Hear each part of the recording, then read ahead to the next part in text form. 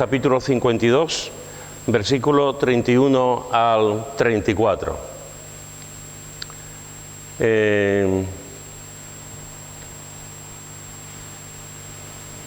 No sé si ya lo tenemos todo, que como ha dicho María, pues bienvenidos a todos y a todas en esta mañana.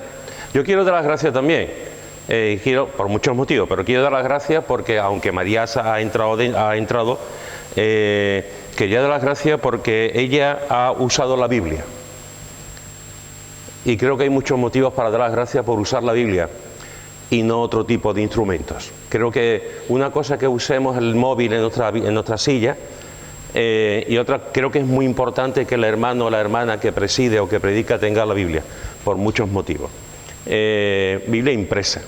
Y yo quiero dar las gracias porque ella ha usado la Escritura, la palabra impresa, que es la que tiene que gobernar, dirigir todo lo que llevamos y tenemos aquí en la iglesia. ¿Habéis encontrado ya Jeremías capítulo 52? Versículo 31 al 34, es el último capítulo de Jeremías, los últimos versículos de Jeremías, y dice así: y sucedió que en el año 37 del cautiverio de Joaquín, rey de Judá, en el mes 12º, a los 25 días del mes, Evil-Merodach, rey de Babilonia, en el año primero de su reinado, alzó la cabeza de Joaquín, rey de Judá, y lo sacó de la cárcel. Y habló con él amigablemente, e hizo poner su trono sobre los tronos de los reyes que estaban con él en Babilonia. Le hizo mudar también los vestidos de prisionero, y comía pan en la mesa del rey siempre, todos los días de su vida. Y continuamente se le daba una ración de parte del rey de Babilonia, cada día, durante todos los días de su vida, hasta el día de su muerte. Según Primera de Reyes, capítulo 24, los versículos 8 al 17 de Primera de Reyes 24, Joaquín reinó en Jerusalén 3 meses. Y a los 3 meses de reinar, el ejército de Babilonia llegó con el rey al frente, con Nabucodonosor, y sitió Jerusalén. Y después de sitiar a Jerusalén, se llevó a Joaquín a Babilonia. Joaquín había estado 3 meses de rey, y a los 3 meses después de la ciudad estar sitiada, se lo llevó Nabucodonosor a Babilonia. Joaquín estuvo prisionero 37 años. 37 años, que se dice muy pronto, estuvo Joaquín prisionero. Y vemos que después de estos 37 años que se llevó de prisionero, se levantó otro rey en Babilonia, que se llamaba Evil-Merodach, y hace una cosa completamente diferente a lo que hizo el anterior rey Nabucodonosor. Nabucodonosor metió en la cárcel a Joaquín, y lo que hace Evil-Merodach es mostrarle gracia, y lo libera después de 37 años. Mirad lo que dice el versículo 31. Y sucedió que en el año 37 del cautiverio de Joaquín, rey de Judá, en el mes 12º, a los 25 días del mes, Evil-Merodach, rey de Babilonia, en el año primero de su reinado, alzó la cabeza de Joaquín, rey de Judá, y lo sacó de la cárcel. Cuando se habla aquí de que Evil-Merodach levantó la cabeza de Joaquín, alzó la cabeza de Joaquín, lo que significa en hebreo es que le dio una gran alegría y gozo. Le dio una gran alegría y gozo. Es decir, hay un momento en el que Evil-Merodach llega a la prisión donde está Joaquín, y le da una noticia. Esa noticia es: te voy a liberar. Y en la expresión judía realmente le dio alegría. Ese día le dio una noticia tan buena, una noticia tan alegre, una noticia de tanto gozo, que fue sacarlo de la cárcel. Es una buena noticia. Cuando tú llevas 37 años en la cárcel, es una buena noticia que alguien te diga: te voy a liberar de la cárcel. Cuando tú ves, como he dicho antes, lo que dice en este caso Primera de Reyes, Joaquín estuvo 3 meses de rey, y se llevó 37 años en la cárcel. La comparación es tremenda. Es algo, por 3 meses de ser rey se llevó 37 años en la cárcel en Babilonia. Sin embargo, a los 37 años, Evil-Merodach el siguiente rey de Babilonia mostró la gracia y lo sacó de la cárcel. Mira lo que dice en el Salmo 142,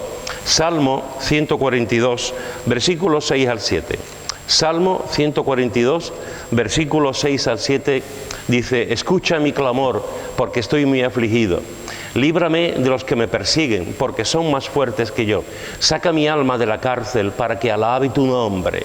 Me rodearán los justos, porque tú me serás propicio. Mira cómo aquí el salmista está diciendo literalmente al Señor, le está diciendo: escucha mi clamor, le está diciendo: líbrame de los que me persiguen. ¿Por qué? Porque son más fuertes que yo no puedo con ellos, pero tú sí, líbrame de los que son más fuertes que yo. Pero fíjate lo que está diciendo: saca mi alma de la cárcel. ¿Para qué quiere el salmista que Dios le saque el alma de la cárcel? Para que alabe tu nombre. A veces estamos en una cárcel que es física, como el caso de Joaquín. Joaquín estuvo en una cárcel física, estuvo 37 años en una cárcel física, detrás de unos barrotes. Pero a veces, en otras ocasiones, la cárcel que tenemos es una cárcel espiritual. A veces las cárceles que tenemos y de alguna forma se apropian de nuestra vida son cárceles que de alguna manera se ponen alrededor de nuestra alma, de nuestro espíritu, y nos hacen prisioneros. Somos prisioneros de alguna actitud, de algún pecado, de alguna situación, de alguna cosa de nuestro carácter, de algo que hemos adquirido con el paso del tiempo y no somos capaces de dejarlo. Hay momentos en que nuestra alma también está en la cárcel, y aquí el salmista está diciendo: saca mi alma de la cárcel, para que alabe tu nombre. Hermanos y hermanas, hay momentos en nuestra vida, y amigos que nos visitáis, hay momentos en nuestra vida en la que estamos en diversas cárceles. ¿Es malo estar en la cárcel? Evidentemente sí. Sería una necedad por mi parte decir que en la cárcel todo es bonito, que en la cárcel todo es bueno, y que en la cárcel se come de muy bien, y en la cárcel te dan en ropa de Armani, y que en la cárcel hay televisión a todo color, y sería una tontería por mi parte decir que aquí hay algún hermano que ha estado muchos años en la cárcel, Hay algún hermano que ha estado muchos años en la cárcel por una vida llena de delitos y pecado, y el Señor lo ha transformado. Eso es una obra de la gracia también. El Señor lo ha transformado. ¿Cómo voy a decir yo que estar en la cárcel es una cosa bonita, una cosa buena y una cosa agradable? No, sería mentir. La cárcel realmente es un sitio complicado, difícil, donde perdemos la libertad, donde perdemos la autonomía, donde no podemos salir, y si no lo hacemos bien, incluso se nos puede embrutecer más todavía nuestra alma y nuestro espíritu. Pero es verdad que hay situaciones y momentos en los que, por diversos motivos, normalmente por delinquir, por hacer cosas que no van conforme a la ley, pues pasamos por momentos y personas que pasan en la cárcel. ¿Se puede aprender en la cárcel? Evidentemente que sí. De hecho, cuando surge el movimiento carcelario, la idea de las cárceles siempre ha sido la rehabilitación. La idea de las cárceles siempre ha sido la rehabilitación. Cuando una persona delinque contra la sociedad, después de pasar por un juez, ese juez le juzga y esa persona va a la cárcel, pero no va a la cárcel y ahí se queda, sino que la idea primitiva siempre es que esa persona tenga una nueva oportunidad y que en la cárcel encuentre esa nueva oportunidad y se rehabilita a esa persona. En muchos casos es verdad, en otras cosas desgraciadamente no. Hoy las cárceles están llenas, las cárceles tienen más gente de lo que está previsto, hay falta de personas que trabajen realmente, de funcionarios en la cárcel. Es un problema no solamente a nivel de España, sino a nivel mundial, y hay países donde una cárcel puede haber 1000 personas y hay pues 5000 en esa cárcel. Es complicado, pero en la cárcel podemos aprender. En la cárcel lo podemos aprender, no todo termina en la cárcel, podemos aprender cosas en la cárcel. Juan Bunyan el autor del Peregrino, aprendió en la cárcel. Juan Bunyan se llevó un montón de años en la cárcel en el siglo XVII por la predicación del Evangelio. Estaba prohibido predicar el Evangelio, que si no eras un pastor ordenado. Estaba prohibido que un pastor fuese digamos, como conocemos, de iglesias libres, de denominaciones libres. Estaba prohibido que predicase. Sin embargo, Juan Bunyan estuvo predicando el Evangelio sin ser de la iglesia oficial en aquel momento del Estado. Y estuvo predicando el Evangelio y lo metieron en la cárcel. Juan Bunyan, que estuvo en varios momentos en la cárcel, se llevó unos 12 años en la cárcel, podía haberse deprimido, podía estar durante todos esos años hecho polvo y estar mal, y echarle la culpa al gobierno, echarle la culpa al Estado, echarle la culpa a la iglesia oficial, echarle la culpa a Dios mismo por estar en la cárcel. Sin embargo, Juan Bunyan lo que hizo en la cárcel fue escribir y adorar al Señor.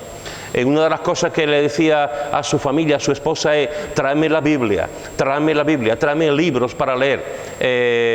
Y él estaba con su gramática de hebreo, con su gramática de griego, y estaba aprendiendo también, leyendo en la cárcel, escribió uno de los libros más importantes que hay en la literatura universal. Ya no te voy a decir en la literatura inglesa, que es de los más importantes. Escribió El Peregrino, después escribió también La Peregrina.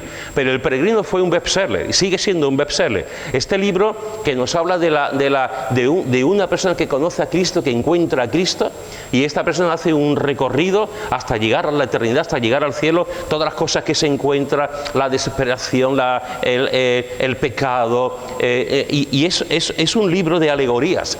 A mí me encanta El Peregrino. Es un libro que yo siempre recomiendo que como mínimo cada 2 o 3 años lo podamos leer. Es un libro precioso, un libro que te instruye, te edifica. Son de los libros que edifican, que hoy en día hay mucha literatura, muchas cosas que no te edifican. Es un libro que edifica, que enseña. Este hombre aprovechó el tiempo en la cárcel para escribir un libro que ha ayudado a millones de personas, y también hay gente que ha descubierto a Cristo a través de este libro. Dios permitió la cárcel para que saliera un libro que ha ayudado a millones de personas. Todos recordáis, aquellos que leéis la Biblia, todos recordáis el momento en el que Pedro está en la cárcel, está prisionero, y hay una guardia de los romanos que lo están ahí controlando para que no saliese de la cárcel, y sabemos cómo el Señor actuó, cómo mandó un ángel para que saliese de la cárcel, y Pedro, que estuvo en la cárcel, salió de esa cárcel porque un ángel lo libró. Pedro estaba tranquilamente en la cárcel. Pedro, si recordáis el texto bíblico, Pedro estaba dormido, estaba tranquilamente, no estaba con el corazón empequeñecido, no estaba mal, no tenía una gran depresión, estaba en la cárcel tranquilamente dormido, y es en ese momento cuando Dios mismo se manifiesta a través de un ángel y lo libera de la cárcel. Y si recordáis al apóstol Pablo, juntamente con Silas, recordaréis que estaba en la prisión, en la cárcel de más adentro, en un cepo. Estaban allí los dos metidos, y los dos necesitaron un psicólogo y un psiquiatra para hablar con ellos, porque estaban los dos hechos polvo. Los dos necesitaron un libro de autoayuda porque estaban los dos hechos polvo. Los dos se pusieron allí a llorar, a lamentarse y a quejarse porque estaban los dos hechos polvo. ¿Qué hicieron? ¿Recordáis? ¿Qué hicieron Pedro y Silas en la cárcel? ¿Recordáis? Venga a decirlo. O cantar y orar, alabar. Estaban en la cárcel, en la de más adentro, con unos cepos impresionantes en los pies, sin poder moverse, y estaban adorando, alabando, cantando alabanzas, que los prisioneros que estaban allí lo estaban escuchando allí las alabanzas, la adoración que estos dos hombres de Dios estaban levantando a Dios en la cárcel. Se podían haber deprimido, podían estar diciendo: Señor, la culpa es tuya, yo te he servido, te hemos servido, y mira lo que nos ha traído. Por servirte estamos en la cárcel, por si lo llegamos a ver no lo hacemos. Ellos estaban en la cárcel, no estaban con una actitud depresiva, no estaban con una actitud negativa, no estaban con una actitud como que Dios había perdido el control de todo. Ellos sabían que Dios tenía el control absoluto de todo, y lo que estaban haciendo allí era en la cárcel, con unos grilletes que le hacían daño en los tobillos, en la cárcel estaban adorando, estaban cantando y estaban orando a su Dios en la cárcel. En la cárcel, hermanos, podemos cantar. En la cárcel podemos adorar. En situaciones en la que podemos estar en la cárcel física o podemos estar en una cárcel espiritual, el Señor nos saca de ahí y podemos adorar y alabar al Señor. Por lo tanto, fijaros que aquí lo que hace Evil-Merodach, después de 37 años de prisionero que se encuentra Joaquín, es que lo saca de la cárcel. También a muchos de los que estamos aquí, el Señor nos sacó de la cárcel del pecado. A muchos de los que estábamos aquí estábamos metidos en la cárcel, como decía Pepe antes en su testimonio, estábamos ahí en la cárcel del pecado, luchando contra Dios, dándole la espalda a Dios, sin querer saber nada acerca de Dios, viviendo a nuestra manera, como él decía antes, y el Señor nos ha sacado de la cárcel. Nos ha sacado de la cárcel de la desesperación, como dice el salmista en el Salmo 40. Nos ha sacado de tantas cosas por pura gracia. Estábamos 37 años en la cárcel del pecado. Estábamos 15, 8 meses, lo que sea, en la cárcel del pecado. Pero el Señor, por la gracia, por su gracia, nos ha sacado de esa cárcel. Fijaros que no solamente lo libró. Dice el texto bíblico también, en el versículo 32, en la primera parte, dice, y habló con él amigablemente. Y habló con él amigablemente. En otra versión pone, habló con él amablemente. La idea es la misma. Lo que está diciendo aquí el texto es que Evil-Merodach lo consoló. No solamente lo liberó, no solamente lo sacó de prisión después de 37 años, sino que también lo consoló. Eso es lo que hace la gracia, hermano. La gracia siempre consuela. La gracia siempre consuela. La gracia siempre está ahí para repartir, para dar, para abrazar, para avisar, para dar palabras de ánimo. La gracia siempre es la que consuela. Pero hay ocasiones, hay momentos en nuestra vida que no encontramos consoladores. Hay momentos en nuestra vida que no encontramos gente que nos consuela. Hay momentos en nuestra vida que nos encontramos todo tipo de personas, menos aquellas personas que deberíamos tener al lado para consolarnos. Mirad lo que dice en Job, en el capítulo 16, versículo 1 al 3. Job, capítulo 16, versículo 1 al 3, dice así.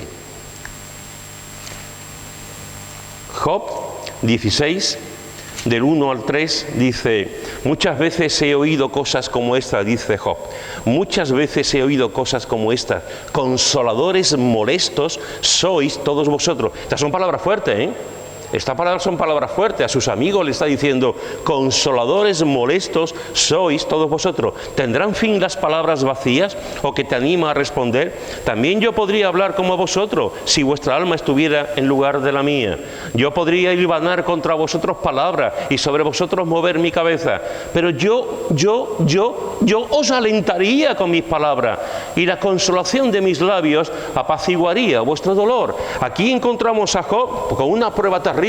Y sus amigos lo que están haciendo es discutir con él. Sus amigos lo que hacen es un debate intelectual, un debate espiritual, un debate sobre quién tiene la culpa de que está así. Es un debate en el que está el razonamiento que le están diciendo los amigos, entre otras cosas, es: tú estás así, tú has perdido a tus hijos, tú has perdido la riqueza que tenías, tú tienes una enfermedad en el cuerpo, porque algo habrás hecho. Algo habrás hecho.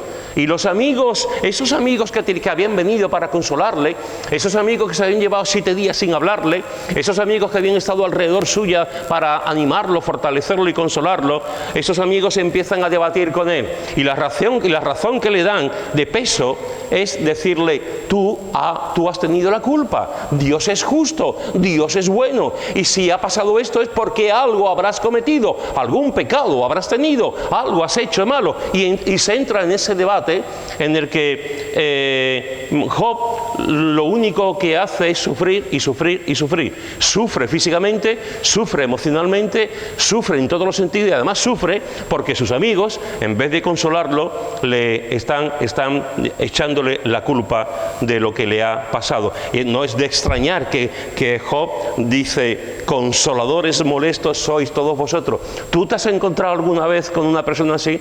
¿Tú te has encontrado alguna vez con un consolador consolador molesto? ¿Tú te has encontrado alguna vez con algún creyente que en vez de animarte te ha tirado por el suelo? ¿Tú te has encontrado alguna vez con algún creyente que ha orado por ti y más vale que no hubiese orado por ti? ¿Tú te has encontrado alguna vez con algún creyente que en vez de abrazarte te ha puesto una púa o te ha puesto un aguijón o te ha puesto un cuchillo? ¿Tú alguna vez has encontrado una persona que en vez de salir tú mejor sales peor? Job está diciendo: consoladores molestos sois todos vosotros.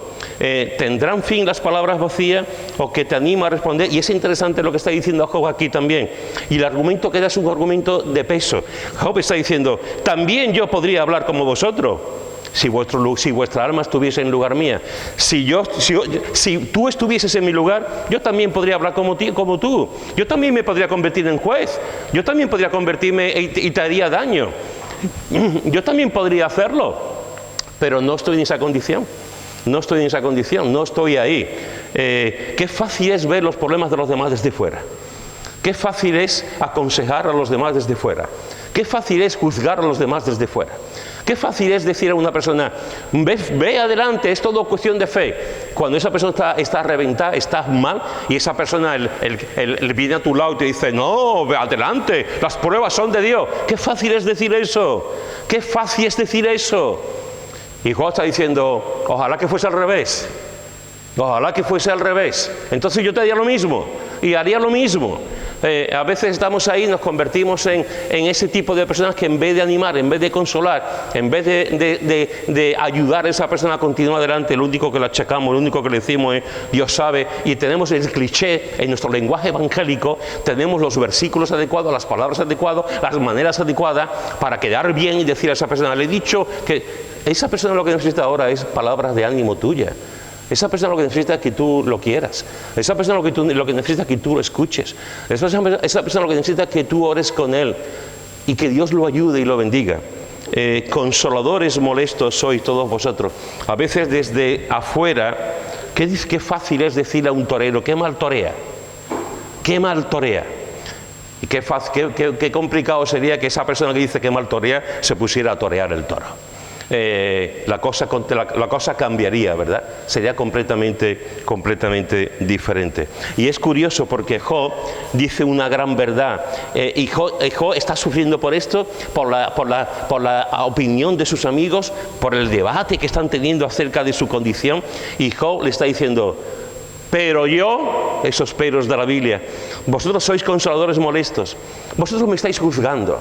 Vosotros me estáis diciendo realmente lo que está pasando o lo que pensáis que vosotros pasa. Yo no actuaré así, es muy fácil actuar así desde fuera. Pero yo cogería un martillo y os pegaría. No, perdón. Pero yo os alentaría con mis palabras. Yo os alentaría con mis palabras, y la consolación de mis labios apaciguaría vuestro dolor. Esto es lo que hay que hacer, hermanos. Esto es lo que hay que hacer. No podemos actuar como los amigos de Job. Lo que tenemos que actuar es como Job. ¿Por qué decía Job esto? Porque había entendido la situación, porque la estaba viviendo. Si Job no hubiese vivido esa situación, posiblemente habría actuado igual que los amigos, porque somos así.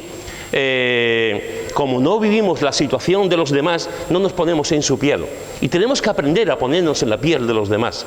No solamente respuestas dogmáticas o respuestas muy evangélicas, sino respuestas llenas de amor, de consolación hacia la gente. Yo os alentaría, dice Job, yo os alentaría con mis palabras, y la consolación de mis labios apaciguaría vuestro dolor. Yo podría ir a vosotros, yo no os voy a criticar, ni voy a decir las cosas, ni voy a imponer, ni voy a decir que soy culpable de tal cosa.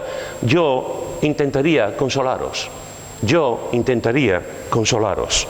Eso es lo que está diciendo aquí Job. Yo os consolaría. Me recuerda a un hombre formidable que aparece en las Escrituras, un hombre precioso en todos los sentidos.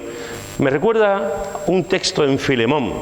Y mirad lo que dice Filemón en el versículo 4 al 7. Filemón, versículo 4 al 7 dice el apóstol Pablo: doy gracias a mi Dios haciendo siempre memoria de ti en mis oraciones, porque oigo del amor y de la fe que tienes hacia el Señor Jesús y para con todos los santos, para que la participación de tu fe sea eficaz en el conocimiento de todo el bien que está en vosotros por Cristo Jesús. Y fijaros lo que dice, hermano, pues tenemos gran gozo y consolación en tu amor, porque por ti, oh hermano, han sido confortados los corazones de los santos. Ojalá todos los que estamos aquí fuéramos Filemón. Ojalá todos los que estamos aquí fuéramos Filemón, se dice Filemona, no, el diablo, Filemona, no, eso no se dice, ¿no? Filomena, eso, gracias Pepe, Filomena, que no me salía, ojalá que todos los que estamos aquí fuésemos Filemón o Filomena.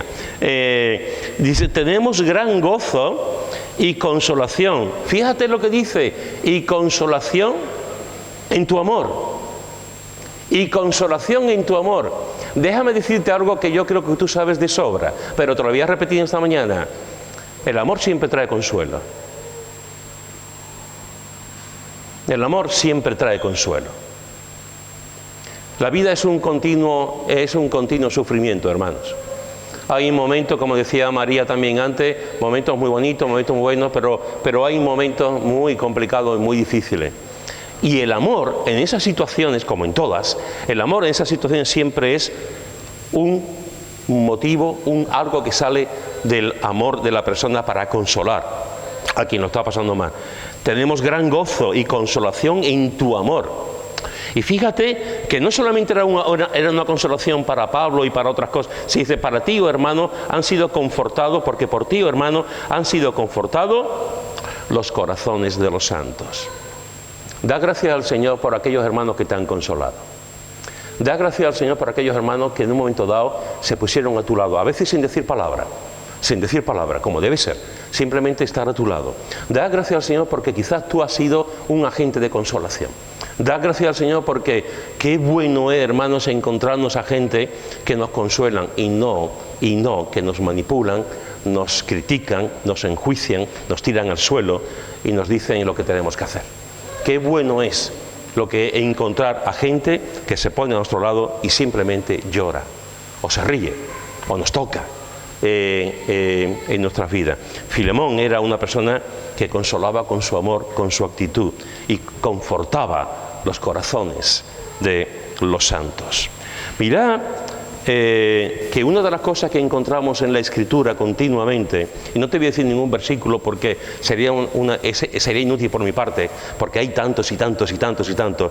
Déjame decirte algo importantísimo esta mañana. Gracias a Dios por los hermanos que entienden bien lo que es la consolación. Gracias a Dios por los hermanos que tienen ese ministerio de consolación. Gracias a Dios por los hermanos que no te enjuician, que no te critican, y que en un momento dado se ponen contigo y no te dicen cosas que no deben decir. Gracias a Dios por esos hermanos. Ojalá que tú seas un hermano como Filemón que consuele, o como Job, que consuele a los demás. Pero déjame decirte algo. El que consuela mayor, el que consuela por encima de todo es Cristo. El que te va a dar consuelo en cada momento es Cristo. El que te va a dar la capacidad para cantar en la cárcel y para orar es Cristo. El que te va a ayudar para estar con la gente es Cristo. El que te va a quitar la lágrima en la cárcel es Cristo. El que va a recibir, el que tú en tu corazón vas a recibir palabra es Cristo. Cristo es el que está siempre consolando. Es el consolador. El Espíritu Santo nos dice la palabra que es el consolador. Jesús te consuela continuamente. En todo momento, en la cárcel, en la libertad, en el sufrimiento, en el hospital, en cualquier momento, el Jesús, nuestro Cristo, nuestro Jesús maravilloso, es el que consuela.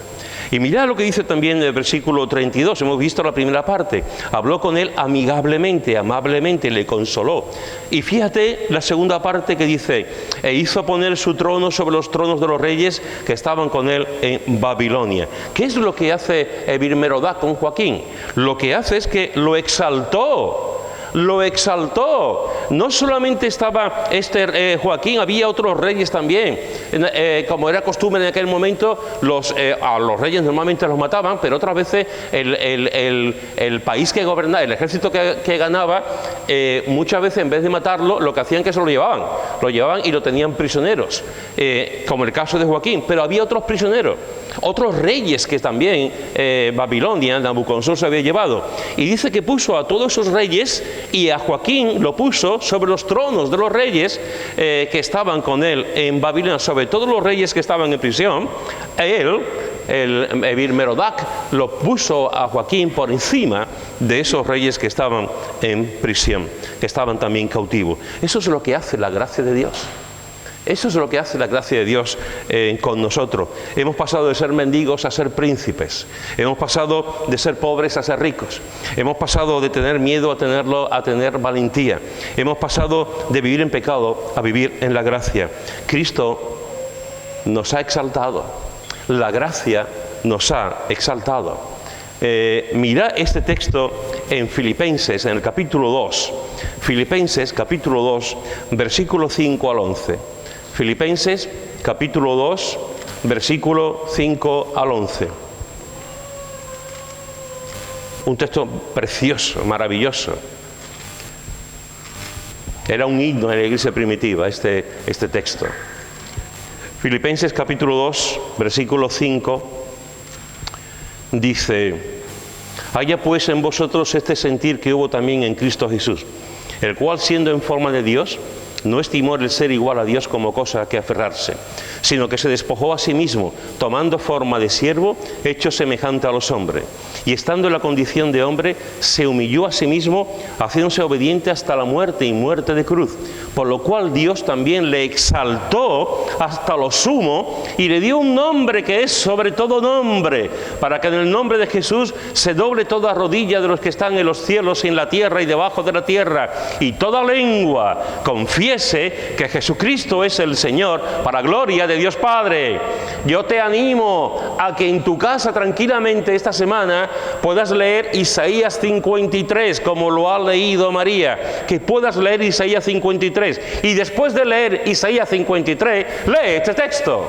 Lee este texto en Filipenses, porque aquí lo que nos está diciendo aquí el apóstol Pablo, guiado por el Espíritu Santo, es que este Jesús que bajó, que se hizo hombre, que fue obediente hasta la muerte y muerte de cruz, Dios lo exaltó hasta lo sumo y le dio un nombre que es sobre todo nombre. Cristo fue exaltado, Cristo fue exaltado, Cristo fue exaltado. Fue exaltado en su muerte, fue exaltado en su resurrección, fue exaltado en su ascensión. Está exaltado ahora a la diestra del Padre. Cristo es exaltado. Exaltado por encima de todo, para que en el nombre de Jesús se doble toda rodilla de los que están en los cielos y en la tierra y debajo de la tierra, y toda lengua confiese que Jesucristo, ese Dios exaltado, es el Señor, para gloria de Dios Padre. Hermanos y hermanas, Evil-Merodach exaltó a Joaquín y lo puso por encima de otros reyes que estaban prisioneros. La Biblia, con su autoridad, la palabra de Dios nos dice que nosotros también hemos sido exaltados. Sí, Cristo nos ha sacado de la oscuridad a la libertad de los hijos de Dios, a la luz. Pero por encima de todo, aquel que vino voluntariamente, que se humilló voluntariamente para morir en la cruz por nosotros, será exaltado, es exaltado por los siglos de los siglos. Este maravilloso Cristo al que amamos es exaltado para siempre. En el versículo 33, en la primera parte dice: le hizo mudar también los vestidos de prisionero. Le hizo mudar también los vestidos de prisionero. Es decir, vemos que Evil-Merodach le puso otra ropa, le puso otros vestidos. ¿Cómo serían los vestidos de un prisionero? Pues estarían feos, estarían sucios, eran vestidos de prisioneros. Un prisionero está lleno de vergüenza, de culpa, de derrota, etcétera, etcétera. Pero ahora Evil-Merodach le quita esas ropas posiblemente malolientes, le quita esa ropa, esos vestidos de prisionero, se la quita y le pone otros vestidos. Y le pone otros vestidos. Me encanta, porque en la cárcel tenía una ropa pero cuando Evil-Merodach lo saca de la cárcel, le da otra ropa. ¿Te recuerda algo? ¿Te recuerda algo? Creo que sí. Ven conmigo a Colosenses, al capítulo 3, versículo 12. Colosenses, capítulo 3, versículo 12. Y mira lo que dice. Colosenses, capítulo 3, versículo 12, nos dice el vestido que nos tenemos que poner. Dice 3, 12 al 14. Vestíos pues como escogidos de Dios, santos y amados, de entrañable misericordia, de benignidad, de humildad, de mansedumbre, de paciencia, soportándoos unos a otros y perdonándoos unos a otros, si alguno tuviere queja contra otro, de la manera que Cristo os perdonó, así también hacerlo a vosotros.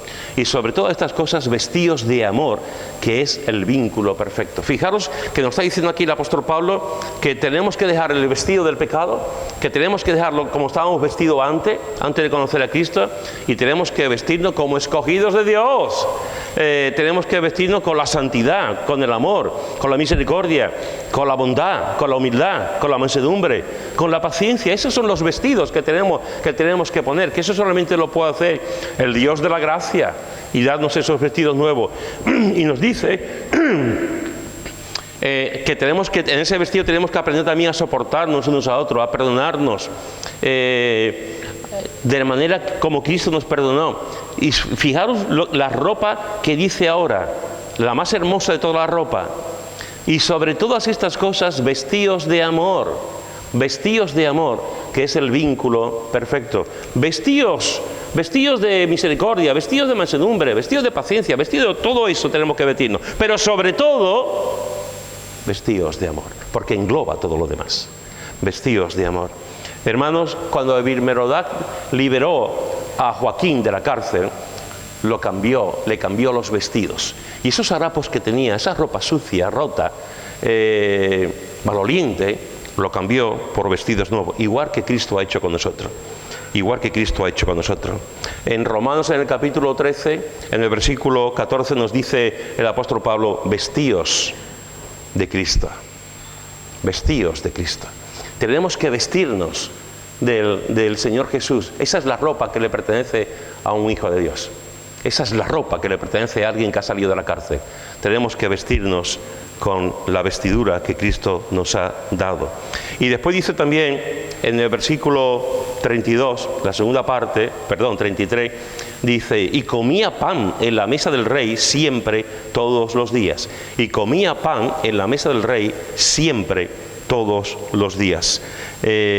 ¿Sabéis lo que hizo Evil-Merodach con Joaquín? Le honró y de una forma tremenda.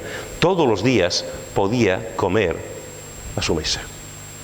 Me recuerda a Mefibosé. ¿Recordáis hace algunos domingos cómo David le dio la gracia a Mefibosé porque era hijo de Jonatán? Pues aquí encontramos cómo cada día podía comer Joaquín en la mesa del rey. Eso es lo que hace la gracia. La gracia nos abre las puertas de la sala del banquete y nunca se cierra. La gracia nos abre las puertas del banquete y nunca se cierra esa puerta del banquete. El prisionero Joaquín podía estar todos los días comiendo a la vera, al lado de quien lo había liberado. Igual que tú y yo. Estamos todos los días con Cristo. Caminamos con Cristo, hablamos con Cristo, lloramos en Cristo, alabamos a Cristo, honramos a Cristo. Todos los días estamos en el banquete con Cristo, con aquel que nos ha liberado, con aquel que nos ha sacado de la cárcel. Y después dice el versículo 34, y continuamente se le daba una ración de parte del rey de Babilonia, cada día, durante todos los días de su vida, hasta el día de su muerte. Fijaros que no solamente le honró, sino que lo bendijo todos los días de su vida, Dice el texto que era continuamente. La gracia, hermano, nunca se acaba. La gracia de Dios es un manantial que siempre sale agua. La gracia de Dios nunca se seca. La gracia de Dios siempre está ahí, saliendo. Siempre es continua la gracia del Señor para nosotros. Dice el texto que se le daba una ración de parte del rey. Una ración de parte del rey. El rey había dado órdenes a que se le diese una ración de comida cada día. Los cocineros eran los que ponían la comida, los que hacían la comida, los que cocinaban la comida. Pero la orden le había dado el rey. El rey había dado la orden y el dinero para que se diese la comida cada día a Joaquín. Jesús, hermanos y hermanas, siempre nos da la gracia, cada ración, cada día nos da la gracia. Porque además, fijaros que dice, cada día que viviere, continuamente se le daba una ración de parte del rey, cada día que viviere. Cada día una porción. Lo que hace el Señor con nosotros es eso, cada día la porción de su gracia. El pan nuestro de cada día, dánoslo hoy, de cada día. No dice el pan nuestro de la semana que viene, dánoslo hoy. No, dice el pan nuestro de cada día, dánoslo hoy. ¿Cuándo se recogía el maná? Cada día, menos el sábado. Cada día, que se recogía doble, cada día se recogía el maná y cada día la multitud, la gente, los israelitas comían el maná. ¿Cuándo sale el sol? Cada día, cada día. Hermanos, la gracia de Dios se manifiesta en nuestra vida cada día. Dios siempre es fiel cada día en nuestras vidas. Cada día se manifiesta la gracia del Señor.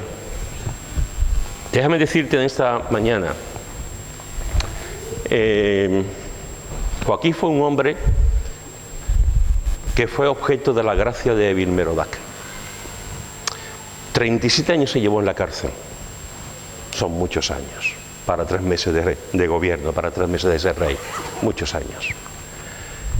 Pero encontró a un rey que por lo que fuese tuvo gracia y lo sacó de la cárcel. Tú y yo tenemos a un Dios maravilloso, a un Cristo maravilloso que nos ha sacado de la cárcel. Y cada día nos da de su gracia. Y cada día nos permite entrar en la sala de banquete y comer cada día. Esa promesa de que cada día estará con nosotros y que cada día nos va a alimentar por la gracia, por su bendita gracia. Y tenemos que estar sumamente agradecidos porque yo ya no tengo el vestido de la vergüenza, ya no tengo el vestido de la culpa, ya no tengo la ropa maloliente, zarrapastrosa, ya no tengo esa ropa. Tengo la ropa puesta por Él, tengo la ropa que Él me ha puesto, la ropa del amor, la que se debe poner cada creyente, vestidos también del amor de Cristo. Hermanos y hermanas, y amigos que nos visitáis, ojalá que nosotros seamos como Joaquines y aprendamos a vivir en la gracia. Y seamos también hombres y mujeres que seamos buenos consoladores, que consolemos, que ayudemos a la gente, a los hermanos que están pasando mal y a la gente de la calle que también lo está pasando mal. Que seamos gente que abracen y que no enjuicien, ni digan, ni machaquen, sino que consuelen a los que están pasando por momentos de sufrimiento. Te voy a contar una pequeña historia, con esto voy a terminar. Antes he mencionado a un hermano que está aquí, que estuvo en la cárcel. Antonio, ¿tú te acuerdas los años que estuviste en la cárcel? ¿Cuántos años fueron? ¿Unos pocos? ¿10? ¿Más? ¿Cuánto? ¿12? 20 años en la cárcel, Antonio. 20 años en la cárcel. ¿Sabéis lo que hizo el Señor en la vida de Antonio? Como a Joaquín, manifestarle la gracia. Manifestarle la gracia. Nosotros vemos a Antonio cada domingo Antes venía también los miércoles cuando ahora está trabajando. Lo vemos todos los domingos, lo saludamos, lo abrazamos. Él ha dado hoy las gracias al Señor por alguno de sus atributos. Y lo vemos. Pero mucha gente que viene cada domingo no conocen su historia. No conocen la historia de Antonio. Antonio no estuvo en la cárcel porque fuese un angelito. No estuvo en la cárcel porque hiciese... Antonio no hizo cosas buenas. Por eso estuvo en la cárcel. Pero Dios se manifestó y le dio de su gracia. Y una persona que Dios usó de tal forma para eso fue Aurora. Aurora fue un ángel de parte de Dios.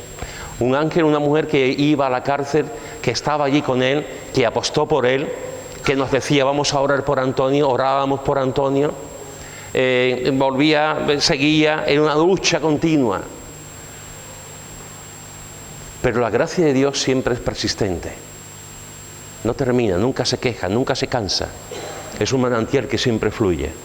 Y la gracia de Dios hizo que un hombre que pagó su deuda, que hoy en día delante de la sociedad está completamente limpio, está aquí, domingo tras domingo, con su esposa, con su hijo maravilloso, adorando al Señor. Adorando al Señor. ¿Y todo eso por qué? Por la gracia. Por la gracia. A veces pensamos que los milagros no suceden.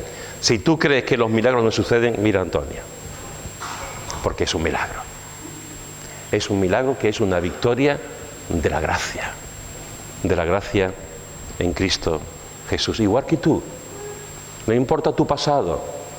Aunque te lleves 37 años en la cárcel como Evil Merodach, no importa tu pasado. Porque la gracia de Cristo te libera.